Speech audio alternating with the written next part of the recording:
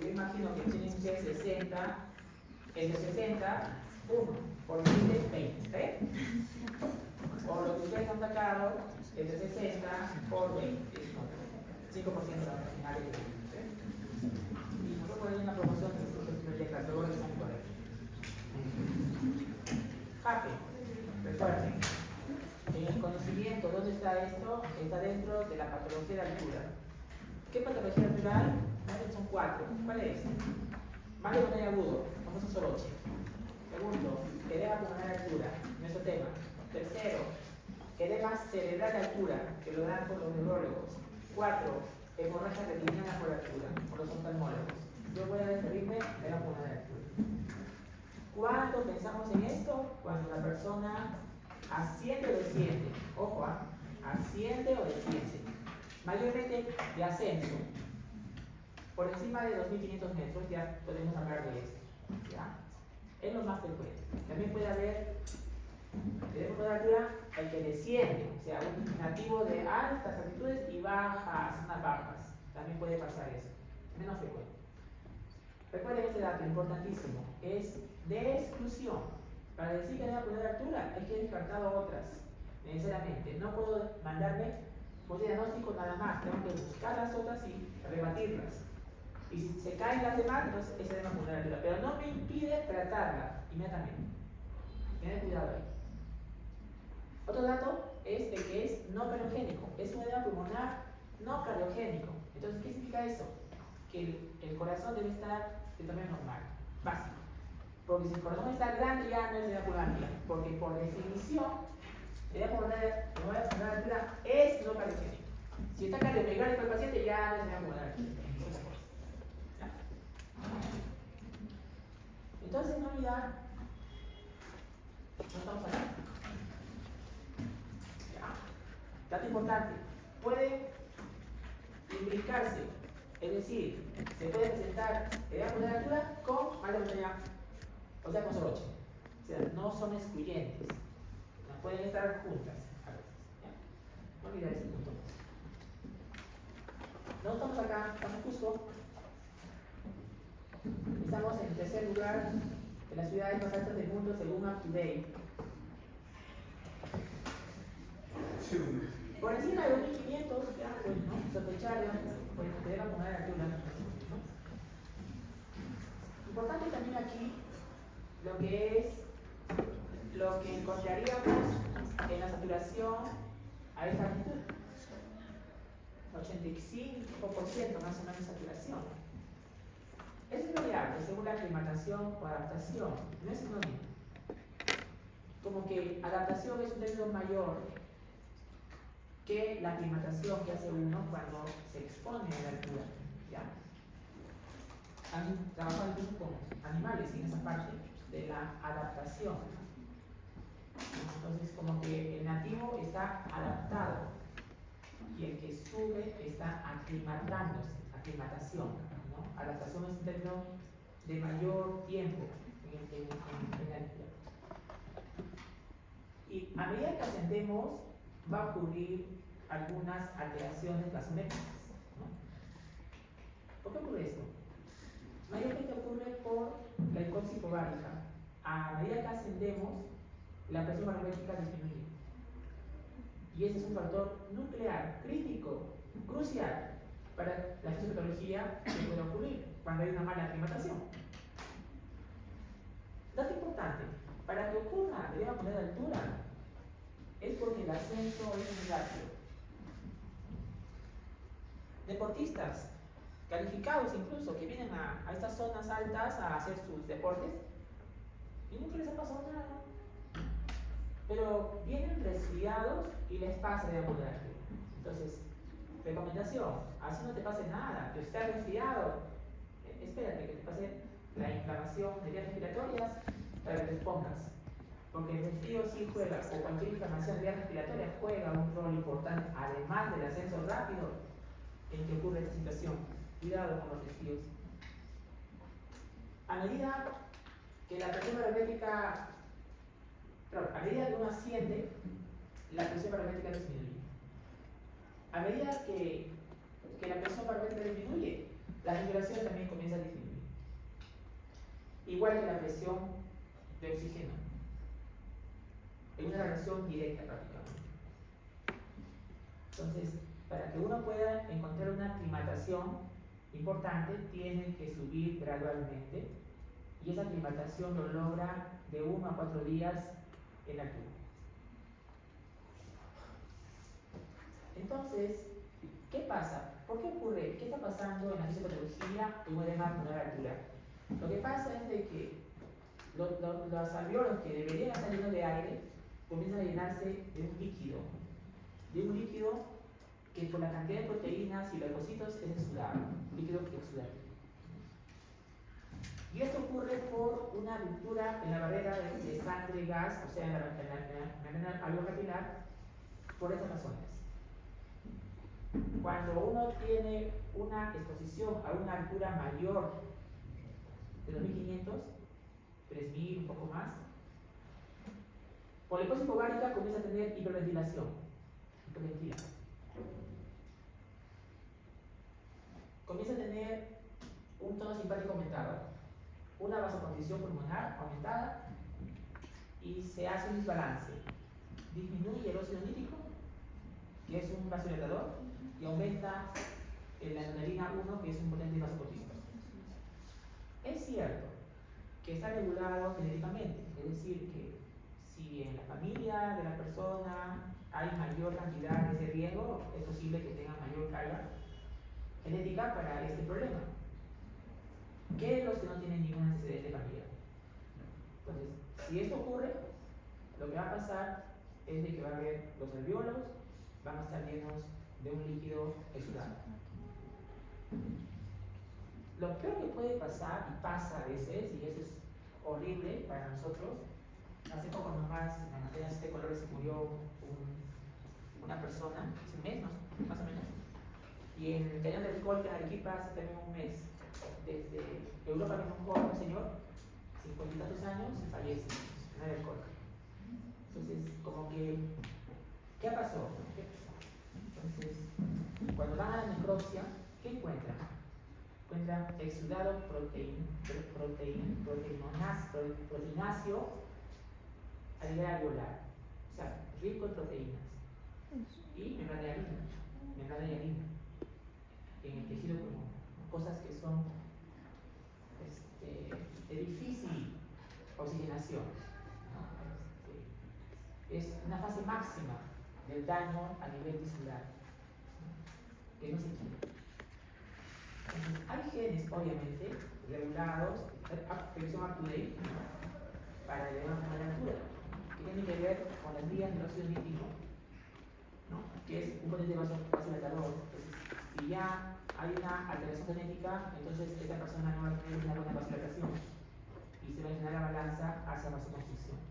Igual, ¿no? El efecto de la angiotensina-aldosterona, el factor inducible por hipoxia, la proteína de choque térmico, que va a generar en los pacientes una mayor acumulación de líquido en el espacio alveolar. La presión arterial pulmonar aumenta. Normalmente, actualmente es menor de 20, comienza a aumentar. Y esto genera vasoconstricción, ¿no? Y un fallo en la glándula alveolar. Y eso va a generar acumulación de líquido en el espacio.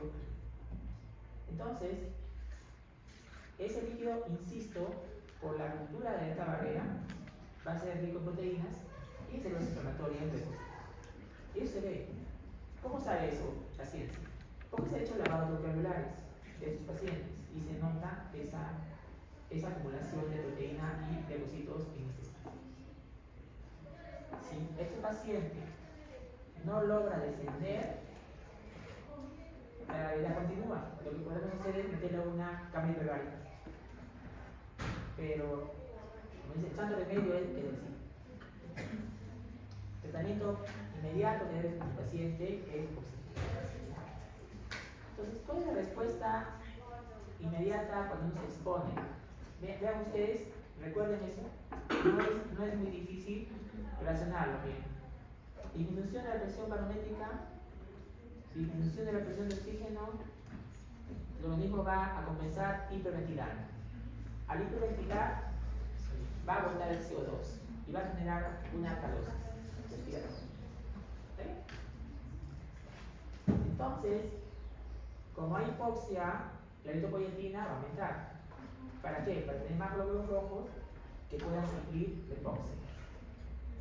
En la parte de azúcar, ¿ya? Porque no estamos hablando del terreno crónico, ¿no? Del mal de montaña crónico, que viene con polipropurias y síndromes de viscosidad. No estamos en ese terreno, estamos en la parte aguda. Esto también vimos en la primera clase, ¿no? En la primera clase, que la hemoglobina tiene 4 ciclos para el oxígeno. Y estos 4 ciclos, el oxígeno compite con el 2,3-difosfoglicerato por esos ciclos. Entonces, va a haber aumento de 2,3-difosfoglicerato. ¿Para qué? Se mete el 2,3-difosfoglicerato y los oxígenos quedan en el aire para tener más oxígeno. Competencia de los dos, se llama efecto discotrópico. Entonces, aumento de 2,3-difosfoglicerato. Si se acuerdan, para el parcial que se viene, eso va a desviar la curva de asociación de hemoglobina hacia la izquierda. ¿Izquierda? Derecha.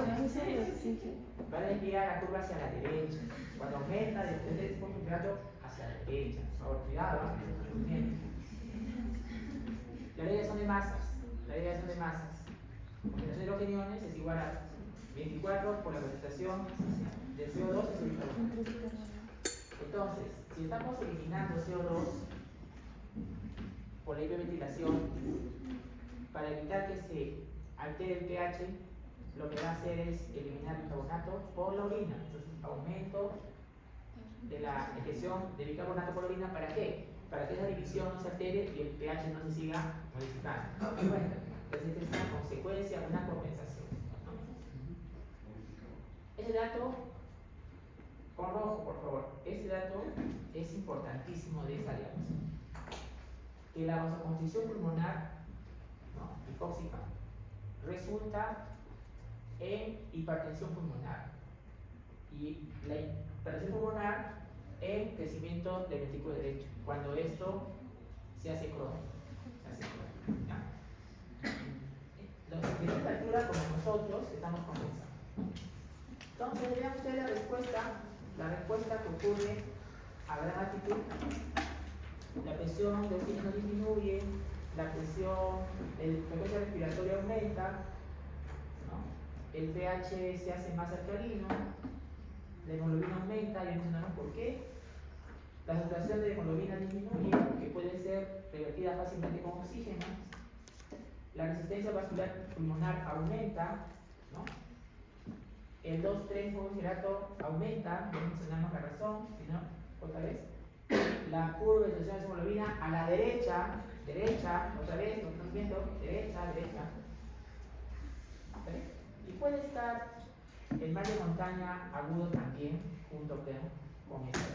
No pueden ir juntos, ¿no? Y el mal de montaña crónico es que esto se cronifica, ¿no? Dando síndrome de hiperviscosidad, ¿no? Que cefaleas, náuseas, todo eso. Y eso se sospecha, ya salieron de este tema, se sospecha cuando la mujer y el varón, la hemoglobina está por encima de 18 y 17 respectivamente. ¿Y por qué ese valor? Porque a partir de esos valores ocurre el síndrome de hiperviscosidad, ¿no? Cefaleas, mareos, ¿no? Entonces, estamos acá, cambios agudos, y la persona que viene a Actura, el objetivo en unos 4 días es que se aclimate, o sea, que tenga una buena aclimatación. Para que esto ocurra adecuadamente, ¿no?, recordar, ¿no?, que la presión de oxígeno y CO2 van a disminuir, ¿no?, que el pH va a aumentar, les dije por qué, que la hemoglobina, bueno, en la parte aguda no va a haber cambios, pero si ya se aclimata va a haber una ligera aumento para compensar la hipoxia hipobárica. La saturación va a estar disminuida, pero va a responder muy bien al oxígeno, es un dato clave para el diagnóstico de exclusión. Y eso no van a olvidar, ¿no?, estos puntos de la clase. Entonces, hay dos tipos de HAPE. El más importante, más frecuente, clásico de ascenso, pero también hay de reascenso, ¿no? De los que viven en alturas y cuando bajan se descompensan. No olvidar que el JAPE ocurre más por encima de 2500. Puede ocurrir menos de 2500 en pacientes que tienen cariopatías, por ejemplo, que ya tienen una hipertensión pulmonar, lo cual les puede generar riesgo de JAPE en alturas menores. Entonces, ¿de qué depende el riesgo? De la genética, de la altitud alcanzada rápidamente, velocidad de ascenso rápido. ¿No? Puede consistir, ya les mencioné, depende de las series, más de montaña aguda con JAPE, ya les dije. ¿No? Se ve más en los jóvenes varones, ¿no? En ambientes fríos, infección respiratoria, resfríos, incluso en personas que han venido, no les ha pasado nada y luego vienen resfriados y le pasa. Por eso lo ven, a lo mejor no viajes, espérate que te pase el resfriado, ¿no? O el esfuerzo vigoroso, ¿no? Lo que se llama el deporte de aventura. Cualquier anomalía congénita, cariopatía, que genere hipertensión pulmonar, pueden hacer JAPE incluso a altitudes menores. Por ejemplo, cariopatías congénitas cianóticas, CID, CIA, foramen moral patente, más riesgo. ¿Cómo se siente el paciente? Tiene tos, disnea. Ojo, esto no debe ser más de una semana. O sea, si viene un paciente, ¿cuánto tiempo está? Estoy 5 semanas de JAPE. Hasta una semana se puede sospechar ese diagnóstico de exclusión. Dificultad para subir cuestas, alteraciones para el sueño. Se puede confundir con problemas respiratorios. Mayormente ocurre al segundo o cuarto día de la llegada a la altura, de zonas bajas. Puede precipitarse por ejercicio intenso. Dudar del diagnóstico de JAPE cuando ha pasado más de una semana. Por favor, ese dato es claro, ¿no? Y progreso temprano a disnea, al esfuerzo, incluso al reposo, ¿no? Todo productivo, incluso puede haber punto rosado, espumoso, debilidad, ¿no? Somnolencia, que hace sospechar JASE, o sea, edema cerebral, ¿no? Al examen físico, ¿qué vemos en los pacientes que vienen con JAPE, ¿no? Vienen taquicárdicos, taquineicos, ligera fiebre, que puede ser confundir con una condensación exudativa. Los palpitantes en los JAPES aparecen primero en el lóbulo medio derecho, que ya les dije que se explora con la cara anterior y axilar. Pero si esto avanza, no se controla, no desciende, se hace bilateral. Primero es el compromiso intersticial y luego alveolar, es el orden. Primero es intersticial y luego es alveolar, ¿no? Incluso hasta la de mariposa, que es la fase más intubar paciente. Y está desaturando más de 10 puntos por debajo de lo esperado. Si esperaba 85, está por 75, ¿no? Pero que, si lo ves al paciente, nos ha pasado más de una vez, el paciente no luce enfermo, luce bien, ¿no? Luce bien. Y le pones oxígeno y dramáticamente se eleva la saturación. O sea, se eleva bien, cosa que no ocurre habitualmente si fuese un diagnóstico diferencial como condensación exudativa, por ejemplo, ¿no? Que es un poco más difícil, ¿no? Entonces, tener presente ese dato es importante. Y el primer dato importante clave, para los saques de exclusión, mejoría importante con los. Otro, luce bien, no luce enfermo, ¿no? En los niños, bueno, hay palidez, problemas de conciencia más, ¿no? Puede haber temperatura un poco elevada. Sí, el diferencial es grande, con JAPE, neumonía sobre todo. ¿Qué examen auxiliar te permite, digamos, documentar JAPE, ¿no? ¿Qué vas a ver en la carga de tórax? Ya les dije, primero patrón intersticial y luego patrón alveolar, en ese orden. Y esto mayormente afecta al lóbulo medio, ya les mencioné, pero si esto avanza, es bilateral. Segundo dato clave, una disociación entre el compromiso imagenológico y el estado del paciente. O sea, el compromiso imagenológico no guarda relación, proporción con el estado del paciente. Segundo dato clave. ¿Ya? Los infiltrados que podamos ver intersticiales alveolares no guardan correspondencia con el estado del paciente que luce bien, ¿ya? Y mejoría constante con oxígeno. La topografía tiene mayores detalles, ¿no? Vídeo esmerilado, vídeo ilustrado, parches, opacidades de consolidación, heterogéneos. Ecocardio, ¿qué te va a revelar? Hipertensión pulmonar. Pero recuerden el dato inicial, HAPE, corazón, ciclo normal, porque no es cardiogénico. No es cardiogénico. ¿Ya? O sea que no se va a encontrar en la placa de tórax, up to date, cardiomegalia. Si avanza ya es bilateral, pero inicialmente empieza en el lóbulo medio. ¿Okay? Dato clave, no hay cardiomegalia porque el HAPE es no cardiogénico. La tomografía también se ve en los infiltrados. La ultrasonografía te permite valorar en el nivel intersticial los famosos líneas de Kerley, que son las imágenes en cometa, que te habla de edema cisural, edema localizado en el pulmón como colas de cometa, ¿ya? Que suma a HAPE, ¿no? Laboratorio, puede haber leucocitosis, cuánto se da por una infección respiratoria concomitante. Esto sí, tengan cuidado con up to date, ustedes tienen la última edición. El péptido natriureto cerebral debería estar normal, pero en los últimos, el dato de cada 3 meses se renueva, se actualiza. Ya hace varios años atrás, ya está considerando en HAPE tener el péptido natriureto cerebral aumentado. ¿Por qué enfatizo en esto? Ya han revisado cardio con sus tutores. Cuando el péptido está aumentado, quiere decir que la extensión, longitud de la fibra cardíaca muscular está distendida. Y me está dando un punto a favor de que es una insuficiencia cardíaca. No, pues, un punto diferencial de esta insuficiencia cardíaca se puede meter así. Cuidado ahí, ¿no? Sí puede haber, ¿no? Pero no es de interpretación netamente. Porque no tiene insuficiencia cardíaca, es diferente. ¿Ya? Tengan cuidado con esta interpretación. La troponina está elevada. No voy a decir que es un infarto, pues, ¿no? Está elevada por la tensión del corazón derecho, pero si está teniendo un dolor, como lo puse ahorita en el test opresivo 10 sobre 10, es un infarto, pues no tengo que pensar que es pánico, ¿no? Que es no, infarto, ¿no? Entonces, pero también la troponina, ustedes saben que también se puede elevar por crecimiento y por otras razones también. Entonces ya es contexto. Entonces, no se puede distinguir del diagnóstico potencial. Tengan cuidado. El diagnóstico, antecedentes, ¿no? Los síntomas, 2 a 4 días de instalación, la disnea.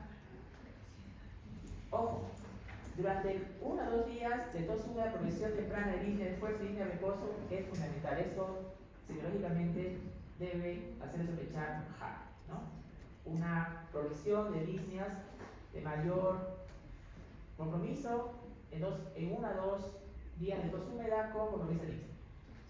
Lo que ya mencionamos también, taquicardia, taquimia, ligera fiebre, palpitancias. Recuerden que la placa te ayuda a buscar el diferencial. El diferencial, vamos a ver todo esto y más todavía. Para decir HAPE, tienes que haber descartado congestión exudativa, embolia pulmonar, insuficiencia cardíaca, síndrome coronario agudo, bronquitis aguda, enfermedad reactiva de redes respiratorias, EPOC, hiponatremia asociada de ejercicio. Imagínate. O sea, pero no te impide tratar. Sospecha HAPE, dale oxígeno. Pero busque esa diferencia. ¿Qué sería horrible? ¿Qué sería horrible? Es HAPE. Su oxígeno, al día siguiente el paciente tiene un síndrome coronario agudo. Máximo. Entonces, EKG, no es nada. Ese que está normal, o sea, no es EKG, ¿ves? Vas descartando. Placa de tórax, no hay patrón algodonoso, con glucograma aéreo, de una condición exudativa, descartado, ¿ves? Ya está. Interpreta bien el péptido natriureto cerebral, porque recuerden esto, el diagnóstico es del paciente, no es del examen auxiliar. Igual la troponina. La troponina puede estar elevada, no porque tenga un infarto miocardio, sino por el crecimiento del corazón derecho, pero es contextual. Bueno, tengo 17 minutos para la última exposición. Bueno, finalmente terminamos con este cosa. Terminamos. Hipertensión pulmonar. A ver. Contexto. Me reclamó a un colega, me dijo, ¿por qué estamos enseñando proceso pulmonar? No, o sea, si el IPA es cardiológico, ¿qué es cierto? Es cardiológico. Complejo pulmonar Chávez, ¿qué estamos haciendo? Semiología con pulmonar. Yo escuchaba, siempre se me dice. Pero yo digo, pero hay cinco causas de proceso pulmonar. Sí, es cierto, hay 5 causas. Ya. La causa 1, ¿no? Es genético, es por las genopatías, VIH y medicamentos. Por ahí no va. La causa 2 es que nació en el corazón. Por ejemplo, una lluvia romántica que le dañó la válvula aórtica, la válvula mitral. O una cardiopatía congénita, el bebé nació con una cardiopatía congénita exótica y pulmonar. Tampoco por ahí va. La causa 3, ahí estamos nosotros. Ahí estamos nosotros. ¿Por qué? Porque la causa 3 es el POX, condensación retráctil, apnea, sueño, alteración de desarrollo, senacismo, escoliosis severa. Lo que acabamos de revisar, HAPE, genera pulmonar, pues no lo puedo quitar. La causa 4 también tiene que ver con nosotros, porque es cuando una embolia pulmonar, una tromboembolia pulmonar no se trata bien, se queda el trombo ahí, hipertensión pulmonar crónica genera por una embolia pulmonar no tratada bien. O sea, el coágulo no se disolvió y le generó una hipertensión pulmonar crónica. Y la causa 5, causa clarísima, ¿no? Que no lo veo. Conclusión, lo va a ver el cardiólogo, está tipo 2 y nosotros lo vemos el cardiólogo. Y encima, en mi servicio tenemos pacientes con proceso pulmonar de causa 3. O sea, tampoco. Ahora no tenemos un caso ya, pues, pero tenemos casos ahí de nuestros pacientes. Encima, cuando venimos, no, eso señor usted lo trata. ¿Por qué? Porque nació en el pulmón. Entonces, encima. O sea, entonces, no se puede. Lo veremos el cardiólogo y nosotros, ¿no? En el enfoque de cada uno de ellos. Recordar los 4 fenómenos que nos faltan: vasoconstricción, proliferación de la pared vascular, inflamación de la pared vascular y trombosis. Son 4 fenómenos que nos faltan en hipertensión pulmonar. Con la última clasificación de Francia, menor de 20, ya no estamos en 25 como dice la gente, es el tiempo pasado, ya. Menor de 20, ¿ya? Recordar que es un proceso sistémico, no solamente atañe a los vasos pulmonares, es sistémico. Recordar que con el diagnóstico de la historia clínica, llámese anamnesis también físico, es inespecífica. Recuerden eso, otra vez, no entramos a la filosofía, pero entonces la semiología sí es inespecífica. El paciente tiene dolor torácico, tiene hemoptisis, tiene disnea, a veces tiene síncope, pero es inespecífico. No es como neumotórax, no, tirada, ¿no? Sí, no, eso es inespecífico. Entonces, al final, siendo buenas prácticas médicas con ética, ¿cómo llegó el diagnóstico en el paciente con hipertensión pulmonar? Con una buena historia clínica, así siendo específica, una buena lectura de radiografía de tórax, ojo, radiografía de tórax, una buena lectura, una buena lectura de un electrocardiograma y un ecocardiograma, suficiente. Le dice, doctor, y la prueba de oro, que es aneurisma cardíaco derecho, que es una prueba invasiva. Van a tener que entrar pacientes seleccionados. No me molestando, todo tiene que ir, no, es una prueba invasiva, tiene un acceso vascular por la femoral y entrar así. No se puede, o sea, no puedo a un adulto mayor de 89 años meterle pues un catéter por el femoral para decir que tiene, no, como se dice, ya tiene, no, de verdad, doctor, la prueba tiene que ser pulmonar, ¿no? Entonces, ¿para qué es ponerlo al abuelo de 89 años a una categoría cardíaco de hecho para demostrar que ya sabemos que no es, o sea, no hay que ser tan intensos en esa parte, porque la medicina tiene que ser ética. ¿Ya? Algunos pacientes van a prueba de oro en pacientes seleccionados. Pero recordar esto, la definición es hallazgo hemodinámico de la presión arterial pulmonar media mayor de 20. ya no es 25, 20, el último consenso.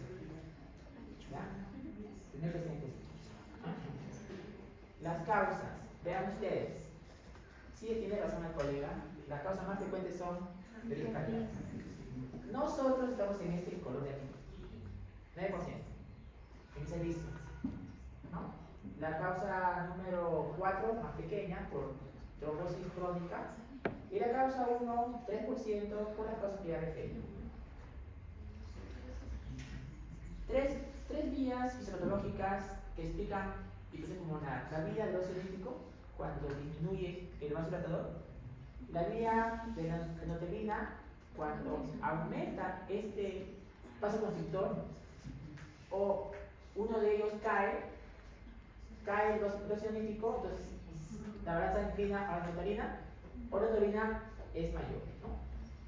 Entonces tengan presente que esta es la fisiopatología básica: vasoconstricción, inflamación, proliferación. Enlace, inflamación con proliferación. Inflamación de la pared del vaso, con el tiempo genera proliferación de la musculatura lisa y eso le resta luz al vaso y genera hipertensión pulmonar. ¿Por qué? Les dije en la primera clase que presión es igual a flujo por resistencia.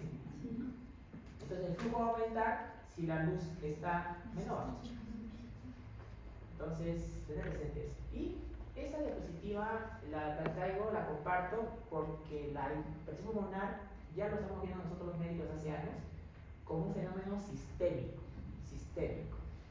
¿no? Para que ocurra hipertensión pulmonar ha habido muchas fisiopatologías, desde la parte neurológica, la neuroinflamación, que genera un problema de disbiosis en la microbiota, una alteración del sistema autonómico, que genera patología cardiopulmonar, que esto va a generar una suerte de cronicidad de material inflamatorio de las células inflamatorias, leucocitarias, de la médula ósea, que produce más inflamación, lo cual va a generar un aumento de la presión pulmonar, un aumento de la resistencia vascular pulmonar y hipertensión pulmonar.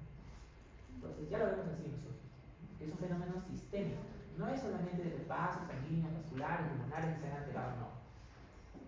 Y tener hipertensión pulmonar no es lo último que vemos nosotros, ¿no? Con los grupos que han votado conmigo, cuando el paciente tiene hipertensión pulmonar, lo que le va a generar es que el corazón derecho se crezca.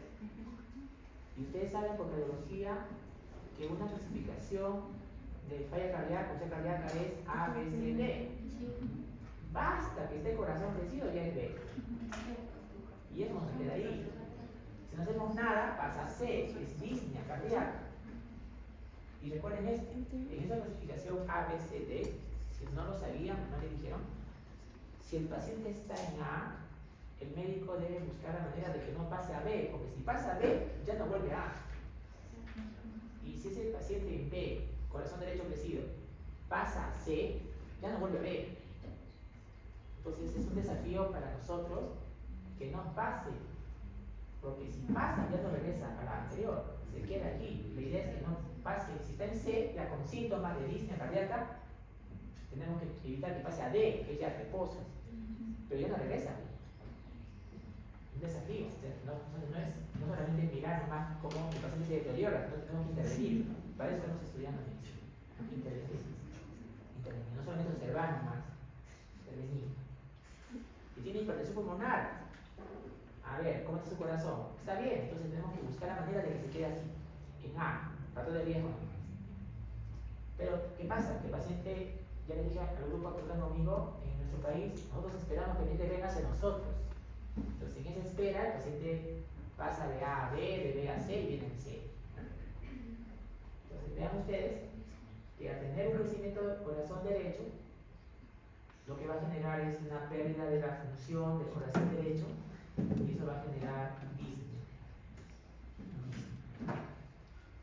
Entonces, si ustedes me dicen, doctor, así como nos ha hecho recobrar, ¿no?, el gráfico de sarcoidosis de esa joven afroamericana española, o el fenotipo del joven con el motor espontáneo primario, ¿no?, cómo reconocerlo. A ver, así, de esa manera, ¿cómo reconocer a un paciente con este problema. ¿Ya? Entonces la respuesta es la siguiente, ¿no? ¿Cuándo sospechas disnea por hipertensión pulmonar? Cuando la disnea es desproporcionada al esfuerzo. Por ejemplo, el paciente está en su cama tranquilo, se baja, camina unos pasos al baño y se comienza a tener disnea.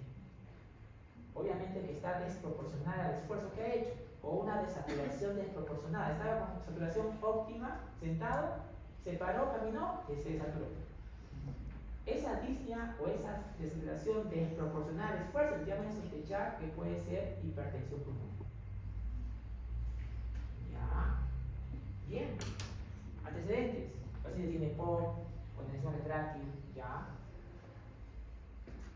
Ya, pero ¿cómo saber si el paciente puede tener crecimiento del corazón derecho?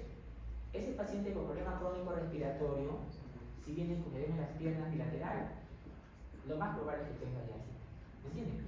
O sea, si el paciente ya tiene una historia crónica de problema pulmonar, bronquiectasias difusas, EPOC, condensación retráctil, o alteración de desarrollo, sífosis severa, y de paso unos años, si viene con edema en las piernas bilateral, y ese edema lo vemos que es cardíaco. El edema cardíaco es un edema en las piernas bilateral, frío, duro, simétrico, que mejora con el reposo, empeora con el ejercicio en la tarde. Ese paciente en ese contexto tiene ya crecimiento corazón derecho. Así nomás, con esa historia y mirándolo, ¿no? Porque la sintomatología le mencioné que es inespecífica. Palpitaciones, ¿por qué tiene el paciente? Bueno, porque es el corazón, puede tener palpitación, puede tener arritmias, puede haber síncope. Entonces, un dato más. Hipertensión pulmonar tenemos que reconocer si es de alto riesgo o de bajo riesgo. Si el paciente refiere síncope, es de alto riesgo. Tenemos que tener más cuidado en ese paciente. ¿Ya? ¿Por qué?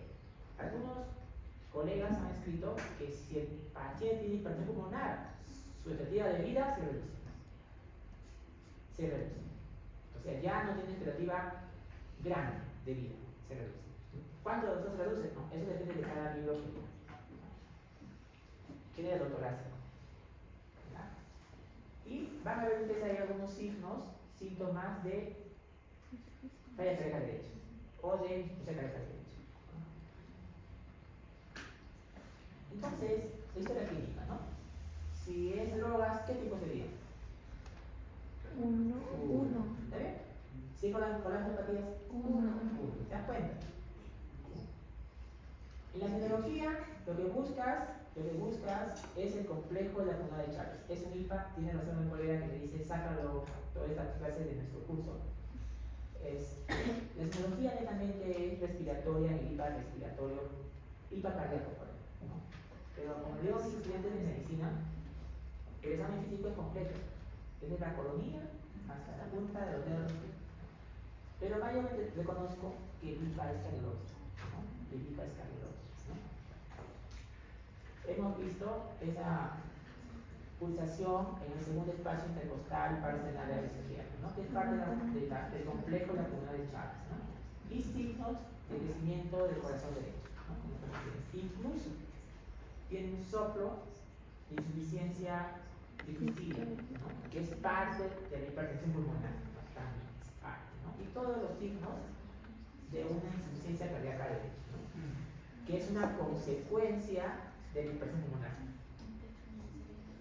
Entonces, el examen físico, todos estos signos de acá te hablan de una insuficiencia cardíaca derecha.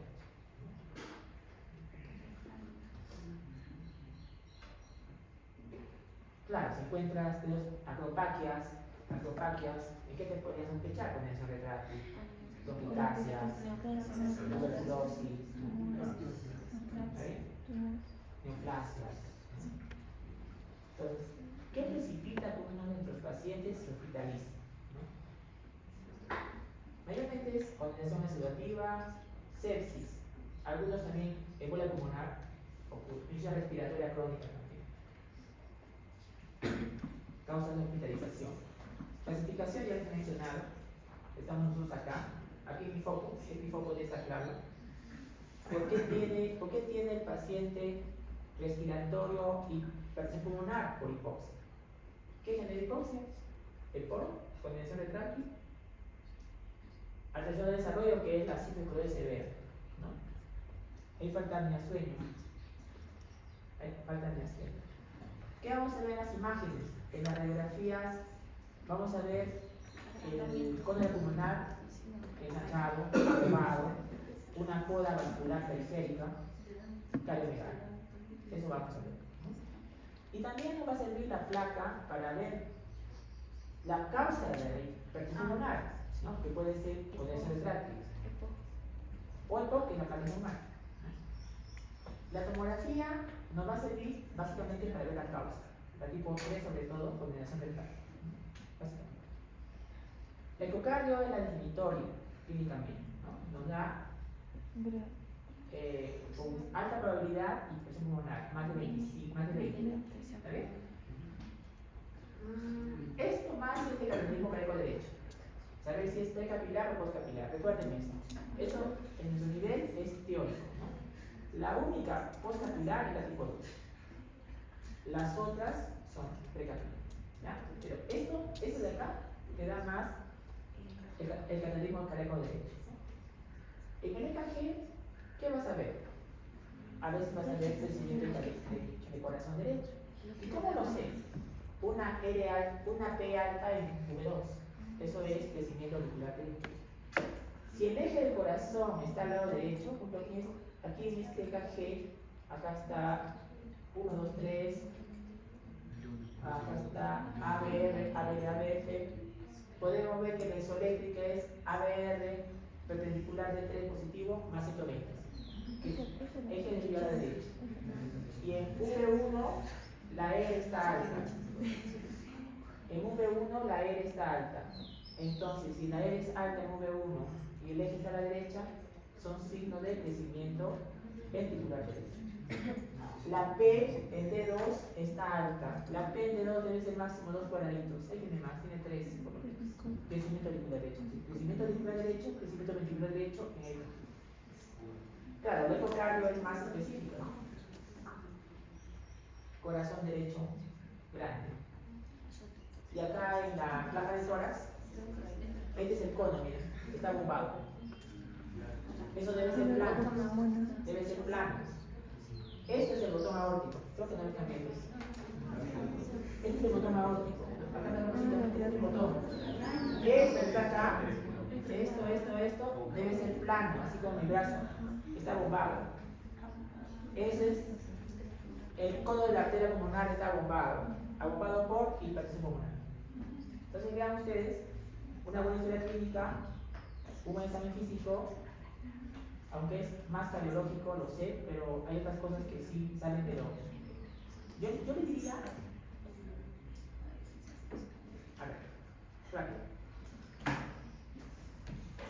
He revisado varios libros de semiología para clase. Y les he compartido también. En los libros de semiología respiratoria ponen signos extrapulmonares. Y está ahí, o sea, tengo que ver las uñas, tengo que ver los ojos, la boca, tengo que ver los pies, las piernas. Entonces, en ese entender, tengo que ver el corazón, o sea, tengo que ver el corazón, tengo que examinar el corazón. Pero esto es el respi, sí, pero si no, no lo voy a entender. No, pero mejor enfócate solamente al respi, lo demás y el contexto, el bosque, difícil. No se puede excluir, porque la persona es una unidad. No es Frankenstein, no, le quito respi nomás. No lo voy a entender en la señora o en el señor Juan Pérez si no lo veo en el contexto de él. Difícil. Entonces, como que el IPA del complejo pulmonar de Chávez, como que acá está como una manifestación extrapulmonar. Así lo veo. Y por eso estamos ahí discutiendo si lo sacamos o no sacamos con una reunión. En todo caso, no olvidar eso. Examen físico con manifestación extrapulmonar. Una buena lectura de una placa de tórax. Vean ustedes acá el cono, está bombado. Una buena lectura de EKG, crecimiento auricular derecho y ventricular derecho. El ecocardio te mide la presión arterial pulmonar.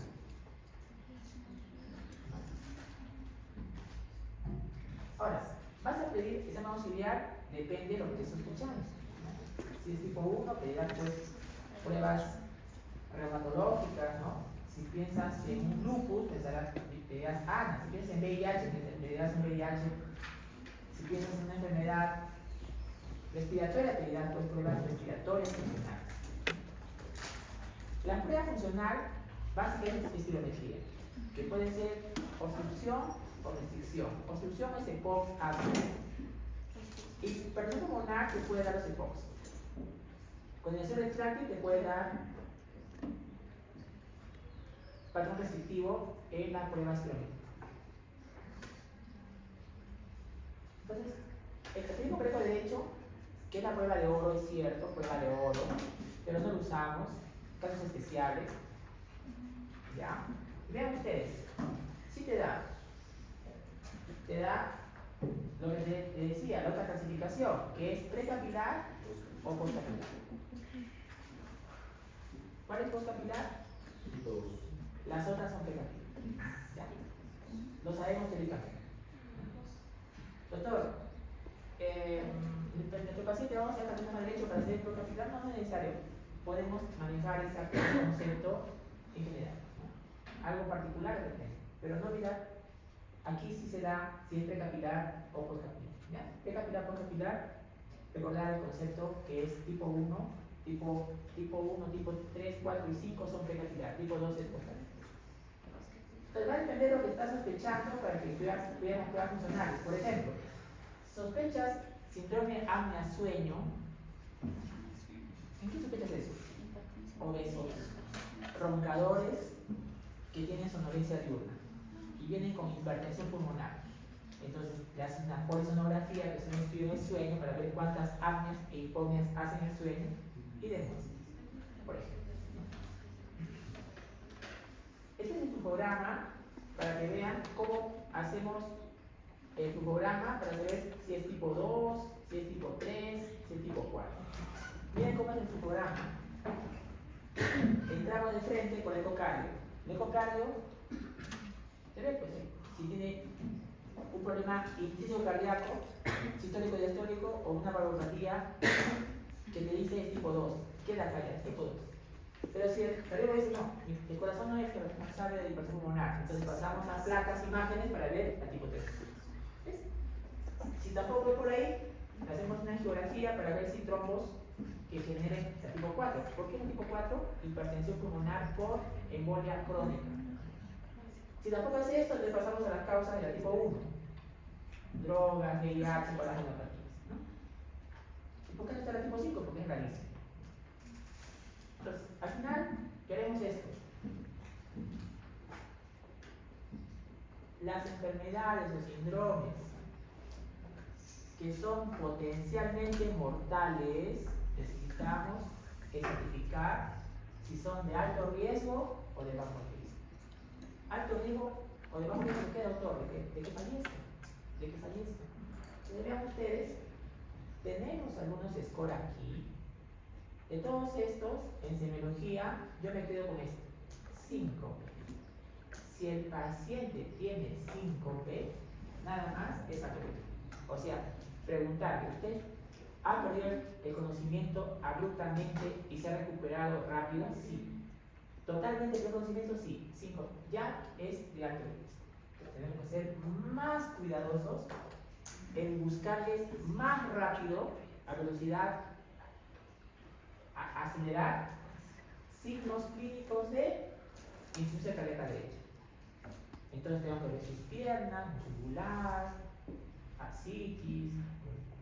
Tengo que buscar, ¿ya? Hacer imágenes y tratar. Entonces, esto es importante en cuanto al pronóstico. ¿Por qué el pronóstico? A ver, último comentario ya para acabar la clase. ¿Por qué el pronóstico? ¿Por qué el pronóstico? Porque cuando ustedes se gradúen de médico, de unos 3 años, 4 años, la sociedad le va a pedir a cada uno de ustedes, en tu formación, ¿Cuál es tu formación en predictibilidad? O sea, no es una vida mágica, no, es con conocimiento, doctor, este paciente con hipertensión pulmonar tiene alto riesgo de fallecer. O sea, no basta el diagnóstico, sino identificar. Entonces, doctor, tenemos que acelerar acá los estudios. ¿Para qué? Para tratarlo rápido y evitar que haya un desenlace que no quiere. Bueno, ya acabamos. Gracias por los 9 minutos que me han dado. El día sábado a las 10 es el parcial, claves del test que han dado también. Y notas. Sí, No, ya me llenó la hora.